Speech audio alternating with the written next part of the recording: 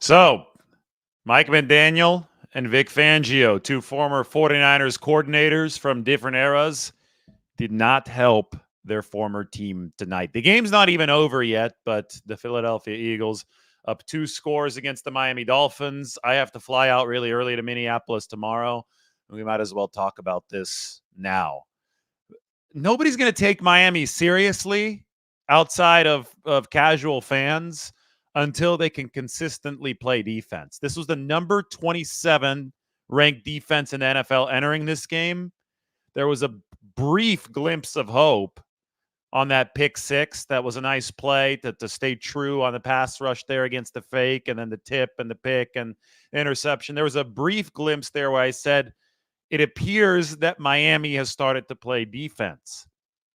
But then I have to amend my words now. Well, not amend. I just have to go and point out that I said it appeared that they're playing defense, that it appeared that they started to play defense, because it only appeared that way. Miami hasn't actually started to play defense. Philadelphia took 6 to 7 minutes off of the clock on the drive when they were up 7 to go up 14. Marching down the whole field. I get it, that brotherly shove, tush push, whatever they call it, that works against almost everybody 92% of the time. But it was the plays outside of that where Miami continually allowed Jalen Hurts to convert. And then obviously the big throw downfield to A.J. Brown essentially put the Dolphins away. So Miami, they could be the number one offense for the whole season. But if they're going to be the number 27 defense, if they can't improve that defense to somewhere better than, say 18, at least 18. Get it to the 18th ranking. You don't even have to be in the top half of the league. Number 18 defense. You can't take them seriously as a true Super Bowl contender until then. And we see it every single season. The team will score a lot of points in September, and everybody in the Twitterverse or in the casual media verse will be like, oh, these guys are true Super Bowl contenders. Nobody's going to stop them. It's like, no, they're not. They can't play defense. It's all about balance. You have to be able to play offense and defense. And right now, Miami just can't do it. Miami's not good enough on the defensive side of the ball to be considered an actual contender. Now, they're going to get Xavier Howard back. They're going to get Jalen Ramsey back. So the cornerback situation is going to be better for Vic Fangio and for Mike McDaniel. And maybe that's what spearheads them into mediocrity defensively instead of this bottom 5 ranking. But they were not able to hold the Philadelphia Eagles tonight, and the 49ers do not get any help. Philadelphia is going to improve to 6-1. The 49ers now have to win tomorrow night in Minnesota to keep pace with the Eagles at top the NFC. The Detroit Lions lost today to the Baltimore Ravens, so they moved to 5-2. It's the 6-1 Eagles, the 5-1 49ers, and the 5-2 Lions in the race for the 1 seed, which is obviously so important. Anyway, let's shift away from this Sunday night football game and talk about an epic moment in 49ers history. It's been 35 years since Steve Young delivered his famous Vikings run. The 49-yard run against the Minnesota Vikings in October of 1988. A crazy season, especially if you look at it through the lens of today. Bill Walsh yo-yoed between Joe Montana and Steve Young in 1988. The 49ers got off to a sub-500 start. They're hovering right around 500, good 10, 11 games into the season. Joe Montana was hurt. Joe Montana was benched in favor of Steve Young, and vice versa. It went back and forth in terms of who Bill Walsh preferred. He truly was treating his quarterbacks like yo-yos. That's when the game against the Vikings happened. Steve Young was playing that one. The Vikings were shutting the 49ers offense down for most of the day. But then late in the fourth quarter, Steve Young got away, and then he got away again, and then he got away again, according to Lon Simmons' famous call. And he scored the 49-yard touchdown that will go down in lore as one of the greatest rushing touchdowns in NFL history from any position. And I think that it's a very strong contender to be the greatest rushing touchdown in NFL history from a quarterback. So that happened in 49ers Vikings. The other day I was out at Kezar Stadium, and I said this is where the wrong way run happened from Jim Marshall. Vikings defensive lineman picked up a fumble, ran the wrong way. That was a safety. That's probably the most famous play in the history of 49ers Vikings, just because it's the wrong way run. I mean, it's everybody knows what the wrong way run is. It's when Jim Marshall ran the wrong way and scored a safety instead of a touchdown. But a close second, or maybe even a tie for first, would be what's up here on the screen. Steve Young's astonishing 49-yarder. I wrote this piece 5 years ago. It's a one-on-one interview with Steve Young. We did it on the 30th anniversary of his Vikings run. So now it's the 35th anniversary, and I'm bringing the piece back. If you want to subscribe to The Athletic, please do so through this piece. It's there for you. The link is in the description. But there is some amazing black and white photography here. Here's the 49-yard touchdown run. You can go ahead and check this out on YouTube. It's still there. It's on the 49ers YouTube. Steve Young's famous 49-yard game-winning touchdown run. You have the old retro Candlestick Park scoreboard saying wow as it plays the replay of Steve Young stumbling across the goal line. He did not trip. He just ran out of energy. The weight of the moment, the quarterback controversy, Montana and Young, combined with the fact that he had to zig and zag his way. He received excellent blocks, including one from Jerry Rice. The entire journey, the exhaustion of it at the end caused Steve Young's legs to give out as he stumbled into the end zone. And it was a game during which he was struggling to throw the football. That's going to be another Montana Young video that you can watch on YouTube, just kind of going through the article, because these pictures were also cool. Here's Steve Young after the game. A 24-21 49ers win over the Vikings. And then here's the famous quote from Bill Walsh. Pretty good job. Glad you know what you're doing. Bill Walsh wasn't happy with Steve Young. Bill Walsh believed in structure. Bill Walsh believed that it'd be a little bit easier if you got that ball to Jerry Rice and let him make all the defenders miss. Bill Walsh didn't believe in quarterbacks running unless it was a last resort. Same as Kyle Shanahan. So that's the snarky comment from Bill Walsh to Steve Young. Pretty good job. Glad you know what you're doing. By the way, the Football 100, this book right here, it's actually right behind me.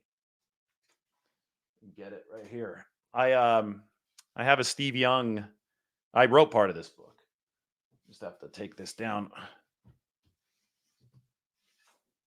You guys see it?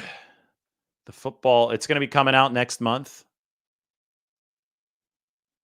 The Football 100. And I have a chapter in here on Steve Young that I'll show you in just a second. I have to find where that chapter is. And that chapter, I talk a lot about the Vikings run, because the Vikings run was, I think, the initial marker of Steve Young's career. He had two plays that bookended his career in beautiful fashion. One was the Vikings run in 1988, and two was January 1999, the perfectly precise throw to Terrell Owens to beat the Packers in the wild card round. I may have to go to the contents to find my chapter on. Oh, here it is. Here we go. Steve Young. So he's our 50th ranked player in the Football 100. See, by David Lombardi. It's like 5 or 6 pages of this are about Steve Young and the famous Vikings run. So anyway, you can check it out. You can pre-order it. They say it's the best sports writers in America on the best players in NFL history, period. And we have Steve Young, who punctuated that touchdown run with a stumble.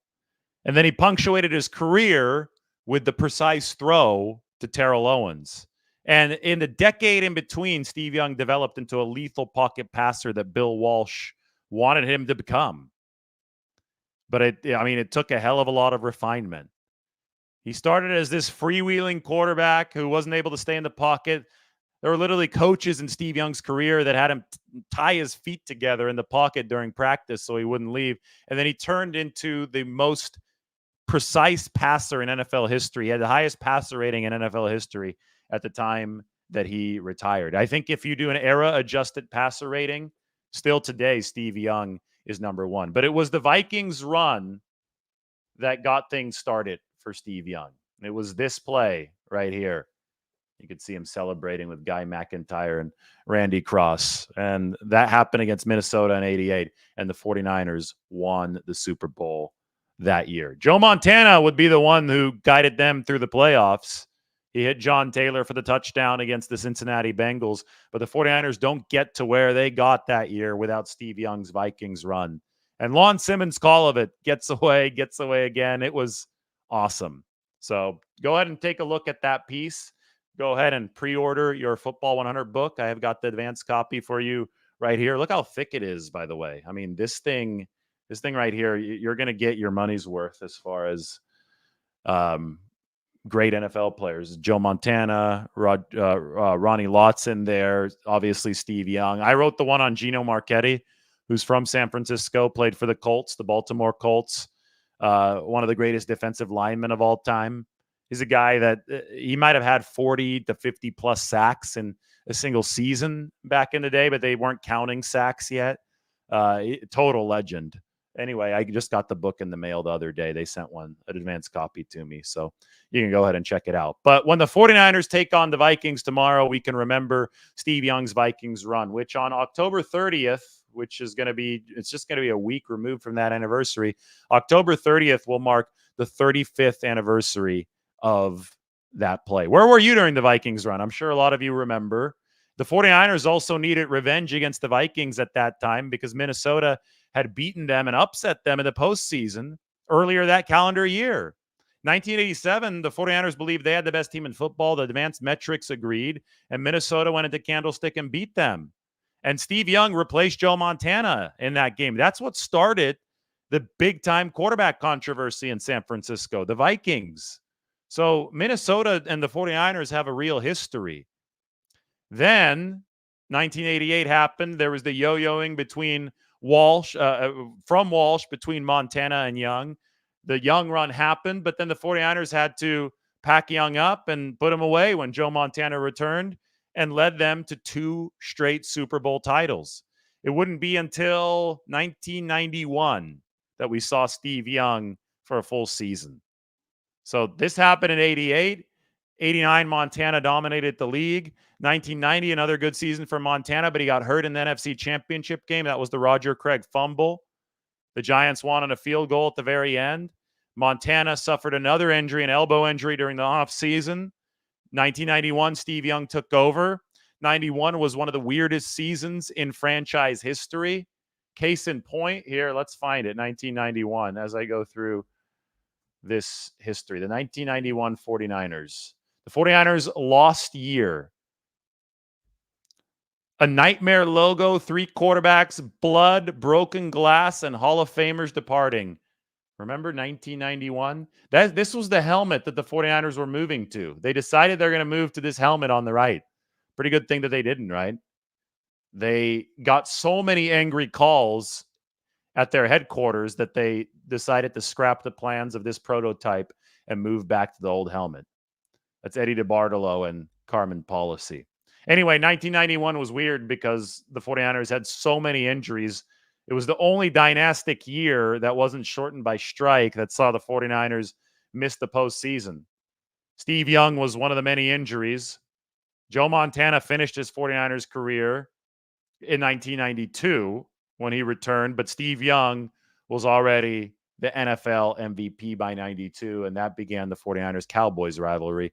49ers lost to the Cowboys in 92 to close their season. They lost again to Dallas in 93, and then the 49ers finally won the Super Bowl to close the 1994 season. By then, Steve Young had turned into the ultimate pocket passer, won another MVP. But this right here, the Vikings run, this was far before Steve Young was an MVP caliber quarterback. He was just a very, very exciting runner. He was a raw talent at the position. And at Candlestick Park on October 30th, 1988, just a few months after I was born, that's a hint of my age, those of you who are wondering, Steve Young delivered. I was 3 months old at the time. Maybe, 3 months, 3.9 months old at the time when Steve Young delivered the Vikings run. So that's tomorrow.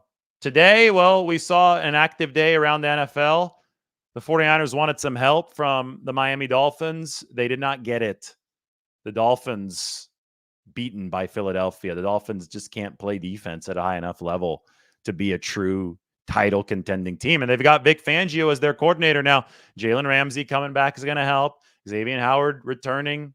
All that's going to help this Dolphins team once they have both of those guys at the cornerback position. But right now, I guess, Vic Fangio's defense was always and every scheme is. I'm not saying this is exclusive to Vic Fangio's scheme, but there is talent dependency there, right? You need good players. And I don't know if the Dolphins have enough good players on the defensive side of the ball to make it work. Number 27 defense, number 1 offense. 49ers are the number 2 offense in the league. And if with a big performance tomorrow against Minnesota, maybe they overtake Miami's offense for that number 1 spot in the NFL, because Miami wasn't all too great offensively today either. I don't know if the 49ers can overtake Cleveland as the number 1 defense. Cleveland had such a wide lead over everybody, so I think Cleveland's still going to be number 1, despite the fact they gave up 38 points today to Indianapolis. But it is a chance for the 49ers tomorrow against the Vikings to make a massive statement on national television, both offensively and defensively. They can move to 6-1. They can stay tied with Philadelphia for the best record in the league and the number 1 seed in the NFC. The 49ers can do all that stuff, and they can also surge closer to the number 1 offense and the number 1 defensive rankings. I get it. They probably won't have Trent Williams. They definitely won't have Deebo Samuel, so that's going to slow the offense definitely a little bit. But with a good game plan tomorrow against the blitz-heavy team that hasn't been great in Minnesota, and 2-4 Minnesota, I think that the sky is close to the limit for the 49ers. They can go out there and execute tomorrow, and they could put on a show, especially defensively, because that side of the ball is coming into this game healthy, and Kirk Cousins and company haven't been all too good either. Minnesota, the M in Minnesota stands for mediocre. They've been mediocre at best so far this season. So my prediction, and I already shared this earlier, is 49ers 23, Vikings 10. And if you want to sign up for the prediction, that's right here. Talked about the NFL high blitz rate from the Minnesota Vikings. This one's up on my Twitter, so you can check it out. But Brock Purdy has done well against blitzes. Speaking of the Dolphins, who are just on TV right now, Brock Purdy's career began against the Dolphins, and they tried to blitz him on every down, and he burned it. The New York Giants tried to blitz the 49ers in week 3 on damn near every down. 85% of snaps didn't work against Brock Purdy, who adjusted with a heavy dose of screen passes. If, as expected, the Minnesota Vikings try to employ a similar strategy against the 49ers tomorrow night, we can expect the 49ers to go back to the short passing game, which is what makes Christian McCaffrey's availability such a nice luxury for the 49ers, because he's a blitz beater with some of those screen passes. Deebo Samuel is too, but Deebo for sure is not going to be available. He's shut down now for at least a couple weeks with the hairline fracture in his shoulder. Okay, let's open this up to a Q&A. Good day of football. Watched at some team bars. Got a swim in the bay. Watch this final game at home. I'm all packed up for Minneapolis. 6:29 a.m. flight out of SFO. We'll make it in at noon. Then it's time to start exploring the city. Then it's time for a stadium tour. I cannot wait to see that building, US Bank Stadium. It's going to be a quick trip this time. I'm going to hang out in town on Tuesday, though. I'll be out and about. I'm going to check out St. Paul, Minneapolis, all that good stuff. But tomorrow, it's a long day. It's going to be a flight. It's going to be a stadium tour. It's going to be a big primetime game. It's going to be locker room duty. I cannot wait for this one tomorrow. Monday Night Football is always exciting, especially in a stadium that's new to me, because I did not make the trip in week 1 of 2018. Mr. Flawless says that the 2.4 second average release of Purdy makes him immune to the blitz. He's not immune to the blitz, but he's certainly a whole lot better at handling the blitz with that quick release time. Last year, Purdy was getting rid of the ball in 2.7, 2.8. It's a little on the slower end because he was a rookie. This year, he's getting rid of the ball in 2.4, 2.5, and that's all the difference in the world. So You are correct in saying that this is a boost for Brock Purdy for sure. I wouldn't say that he's immune. I mean, we saw a couple series against the Giants where it looked a little bit more discombobulated, but once the 49ers got their plays in order, and once the quick release became the logical go-to weapon for Brock Purdy, depending on the spacing of the screens and the defenders on the field, the 49ers went to work against the New York Giants. That was a Wink Martindale defense. This is going to be a Brian Flores defense. There's a lot of Miami ties. Brian Flores used to be Miami's head coach. And Brian Flores, back in 2020, when the Dolphins played the 49ers at Levi's and beat them 43-17, Flores lit the 49ers up with double A-gap blitzes. He runs amoeba fronts, so you don't know who's coming and who's not. So it's going to be a tough game for the 49ers to diagnose things from Minnesota, especially in the noise. But the results speak for themselves so far this year, and the Vikings have not been better than mediocre on both sides of the ball this season. So teams in general have figured out this blitz. It's now the 49ers' turn to figure out this blitz. You've got to figure out Danielle Hunter, too, not let him do too much damage. He currently is leading the NFL with 8 sacks. But again, the Vikings' metrics are not overly impressive despite the fact that Danielle Hunter leads the league with 8 sacks. That means they're not getting enough production from other players. Dinner today, Taqueria Cancun. Good question from Jose. Carne asada super burrito from Taqueria Cancun. Anytime I swim in the bay, I need to nourish myself with a good burrito. So not anytime, but today that was the pick. Haven't talked to you in a minute either. Where have you been? Akshay's a good, loyal viewer, so we like that. Everything is good, unless you're talking to somebody else, which would just be kind of funny if I put up your message there. Mike is talking to him, so that's good. Will Willie Snead get playing time? Maybe. The 49ers don't have to make their roster moves, I believe, until tomorrow, being the only game. So we'll see what the deal is.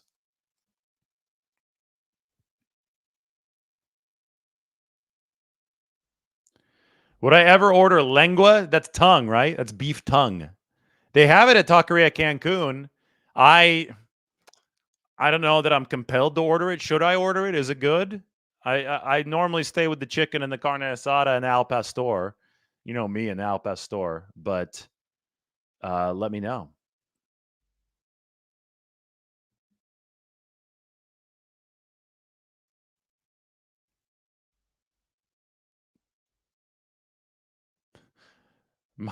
Mike is always thinking of good video ideas. The tongue taco video. Yeah, maybe I go get some lengua at some beef tongue at Taqueria Cancun and make a video about it.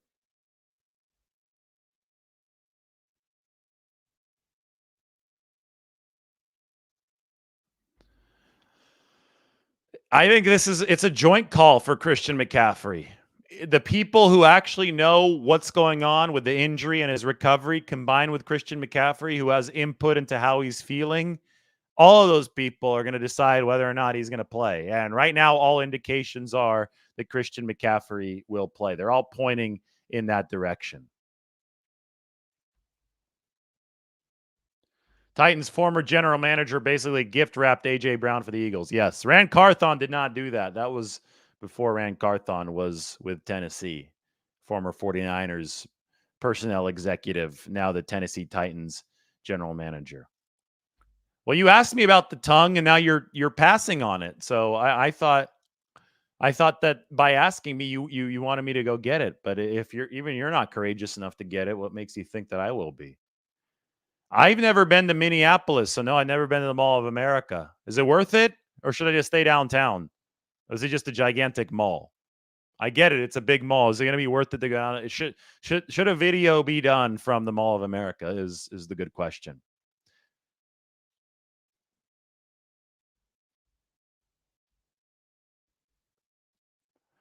Will Christian McCaffrey continue his touchdown streak? What's it at now? 15? 12, 13, 14? I forgot what it is. I'll check before the game tomorrow. I'm going to venture and say yes. I think Christian McCaffrey is going to have a really big game for the 49ers tomorrow. I think he's taken some of this chatter personally. I think that he sees prime time. He sees that his team needs him without Deebo Samuel in there. And I think that he extends his touchdown streak and delivers a big game to prove some of his durability. That would be my prediction, but we will see if I am correct. So the Mall of America is a big mall. That's it. Nothing special. Everybody is saying it's a big mall. I see that the light rail goes there, though. It's on the other side of the airport. If the light rail goes there, I'll take it. I like to take the public transportation just to get a gauge of a city. I think I'll head out to St. Paul on Tuesday. That seems like a pretty fun ride in between Minneapolis and St. Paul. So, we're going to have city grades over the bye week. We're going to grade the cities that the 49ers have traveled to. I'm not going to include LA because they're in the division, but we've had unusual cities this year for the 49ers schedule because they don't normally travel to Pittsburgh. They don't normally travel to Cleveland, and they don't normally travel to Minnesota. Minnesota, obviously, a little bit more often probably than the other two cities because Cleveland and Pittsburgh are AFC cities and Minnesota is an NFC city. But I'm going to rank all three of these at the bye week. And then we have Jacksonville coming out of the bye week. That's going to be interesting. Washington, D.C. this year. Phoenix is within the division, so nothing special there. The other road game is Seattle. So we won't rank them because that's also within the division. Everybody knows Seattle. I can't. Philadelphia. Philadelphia will be in the city rankings this year. So their fans better behave. If their fans don't behave, they may not do well in the city rankings. And I don't think their fans will behave. I mean, it's Philadelphia. They wear it like a badge of honor. They wear that rudeness like a badge of honor over there in Philadelphia. It's going to be a fun trip, though. And, the Eagles are the Eagles. We knew that the Eagles and the 49ers were going to be going toe-to-toe this year for that number one seed. I wouldn't rule out the Detroit Lions either. I talked about it earlier this week. They had a really bad day today in Baltimore, but they probably have the easiest schedule out of that three, right? Out of the Niners, the Eagles, and the Lions, Detroit, I think, has the easiest schedule. Philly's going to really be tested, and they're playing through some injuries right now, but they're a nice balanced team, even with those injuries, unlike Miami, who's tremendously imbalanced, and that's why Philadelphia was able to win today.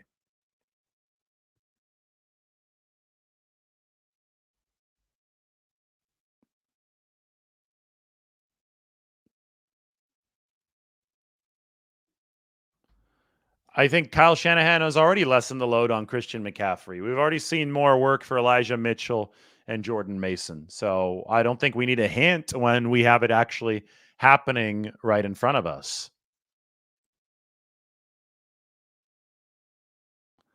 Is George Kittle going to have a big day on National Tight End Day? Well, I can tell you what, he's going to have an impactful day no matter what he does. I really don't care how many passes he catches. The 49ers don't really care if he's contributing in other ways. If he's a decoy, so be it. If he's run blocking and pass blocking well, so be it. If their offensive efficiency is through the roof and George Kittle is a contributor to that, nobody cares on the 49ers about how many catches he has. Some people might get butthurt because their fantasy team did not get the production that it needed, but nobody outside of you cares about your fantasy team. So I will predict that Kittle will have a big day on National Tight Ends Day.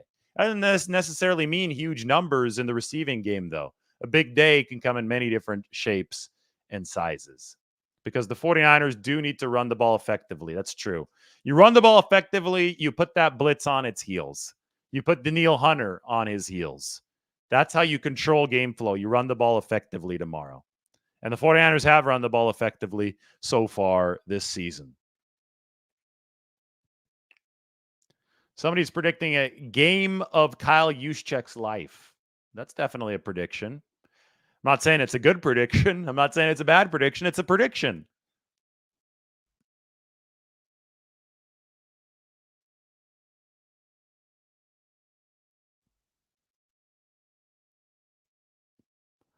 Will all stadiums have grass fields by 2030? Certainly seems that it's in everybody's best interest for stadiums to have grass fields. I know tomorrow the 49ers are playing on a particularly treacherous type of turf in Minnesota. To me, it doesn't make sense for owners to not have grass in their stadium because you're just trying to protect your own investment.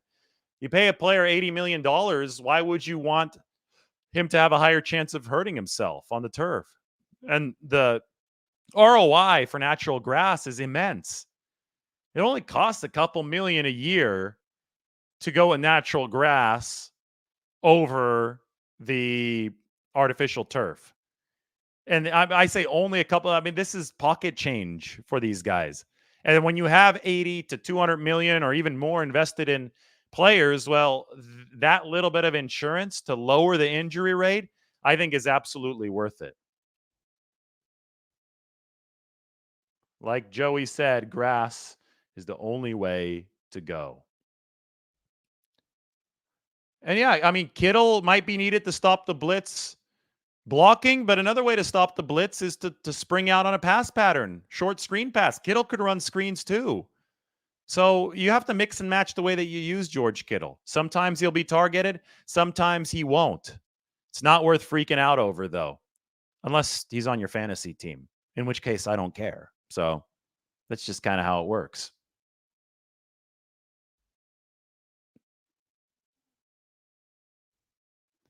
Will the 49ers DBs be tested tomorrow despite the Vikings' lack of a run game? Well, the Vikings' lack of a run game might be the reason why the 49ers defensive backs are tested.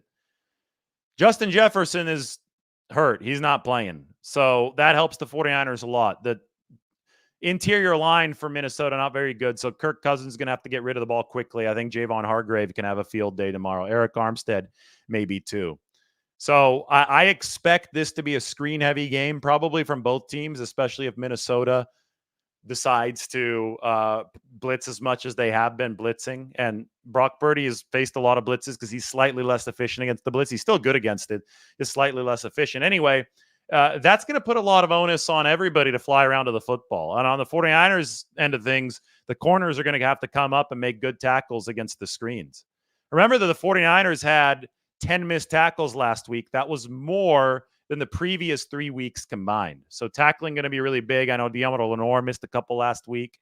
Talanoa Ofunga missed one. Charvarius Ward is a really sure-handed tackler. He's put up some really nice numbers for the 49ers this year. He's tackled well, and he has stopped the deep pass this year. Got to keep on doing that, but I think that the tackling part of that equation is going to be really big from the DBs tomorrow. Screen passes galore.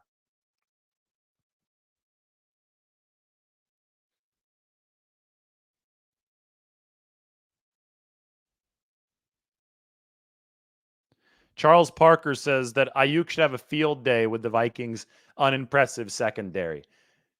I mean, there's a lot that's unimpressive about this Minnesota team. They're not bad. They're not good. They're mediocre. They've been a little unlucky. Maybe they should be 3-3 if some of that luck had evened out. But the thing is, the 49ers think of themselves, and I think rightfully so, as a juggernaut. They're 5-1. They've slipped up once, but boy, they've got talent on both sides of the football. And even if a couple guys are hurt, the 49ers have overwhelming waves of talent that should be able to win this game against the Minnesota Vikings in prime time on the road.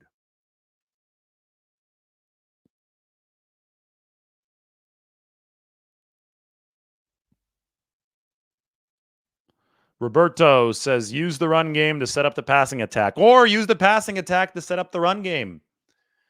If they're bringing a safety into the box, then you've got to use the pass to set up the run. If they have extra men in the box, it just depends on what the defense is doing. You call what the defense is not ready to defend to set up whatever else you want to set up.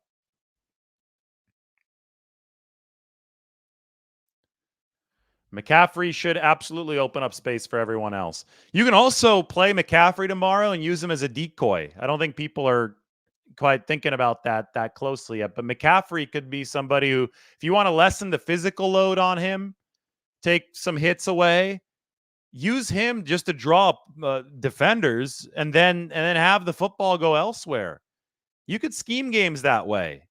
So I think Christian McCaffrey and his health and his availability, that's being determined by people who actually know the details of the situation, including McCaffrey himself. It's not something that's going to be determined by people who are just blowing hot air on the internet. That's what I know for sure.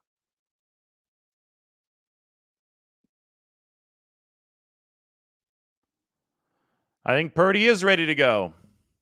It's a big game for him. It will be played indoors too. Where should I get my haircuts from? Are you going to recommend somebody? I'm always open to hearing about a good barber in the Bay Area or Nashville when I'm out there or anywhere on the road.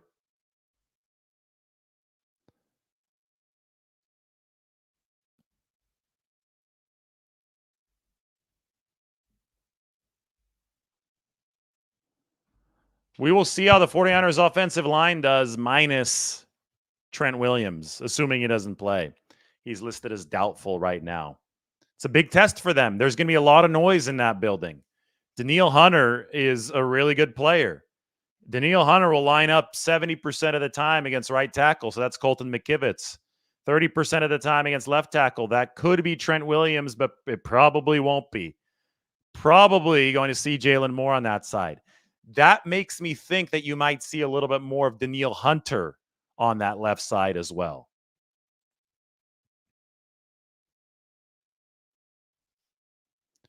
Whose defense is better, 49ers or the Vikings? I think the 49ers defense is clearly better than Minnesota's.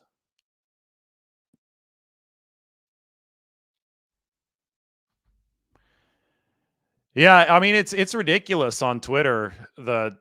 Everybody just wants to be an expert, and it's like you're not an expert. I don't believe you. I don't think anybody credible believes you. I really don't understand the. It's just this like almost viral push to need to get out an opinion on Christian McCaffrey, and to be honest, like I'm not going to stand for it. I'm just going to say the adults in the room here, the people who actually have the information at hand, they're going to be the ones that determine this, not somebody with an account online. The Rams had a tough game today. That's right. Some people talking about the Rams. I didn't think that quarterback sneak from Kenny Pickett made it across the line to gain, but the officials disagreed. Rams are now 3-4. The Vikings would be 0-4 at home after tomorrow if the 49ers manage to beat them. That's remarkable. That they had some tough losses at home. They lost to Tampa Bay. They lost to the Minnesota Vikings at home. Not to the Minnesota Vikings. The Vikings lost to the Los Angeles Chargers. They lost to the Tampa Bay Bucks. It's been tough going for them.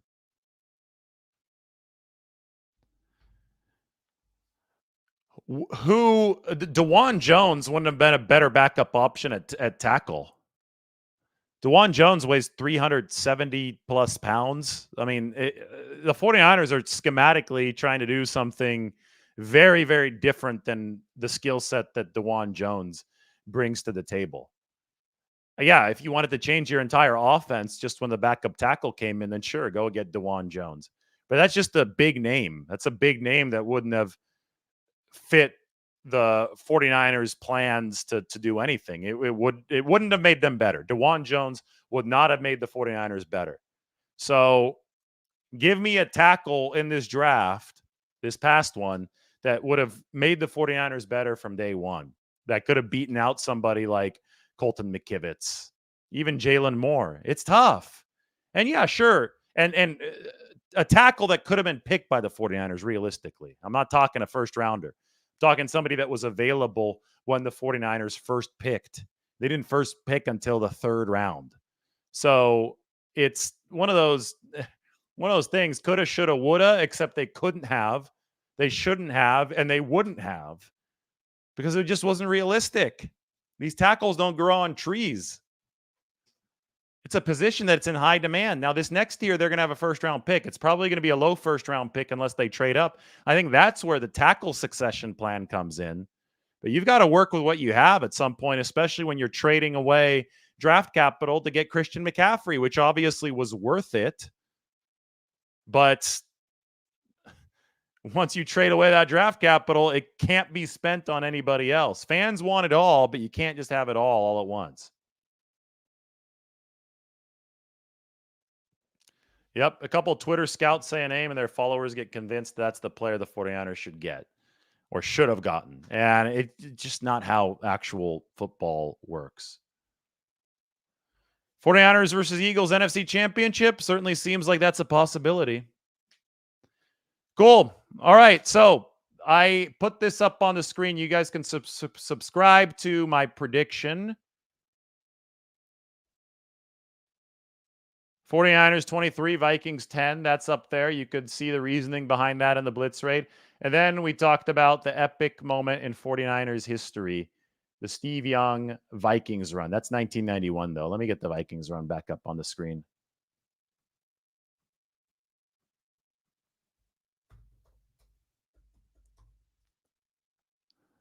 Vikings run Steve Young. Here we go. That you can find in the description. 35 years later. I wrote this 5 years ago. Let me read you a little bit of a quote to leave you into the night here. This is Steve Young when we were talking about his Vikings run. Quote, "It was as if I were a cartoon character. One door closed, so I turned around and ran in another direction. And then another door closed, so I turned around in another direction. And suddenly, it was like water running downhill." Steve Young and that Vikings run. The 49ers and the Vikings renew the rivalry tomorrow. Everybody, have a great night.